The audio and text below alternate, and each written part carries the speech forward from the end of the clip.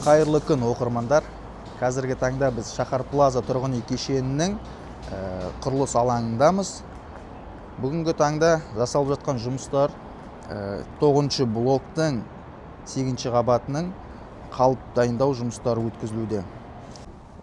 Қалып дайындау жұмыстары біткеннен соң біз ертеңгі таңда бетон құю жұмыстарын бастаймыз.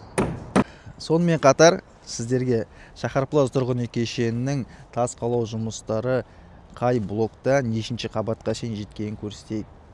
Қазіргі таңда 5-ші блок, 6, 7, 8-ші блоктарда тас қалау жұмыстары 6-шы қабатқа шейін аяқталып тұр. Және 9-ші блок, 10-ші блок, 11-ші блоктарда тас қалау жұмыстары 7-ші қабатқа шейін аяқталып тұр.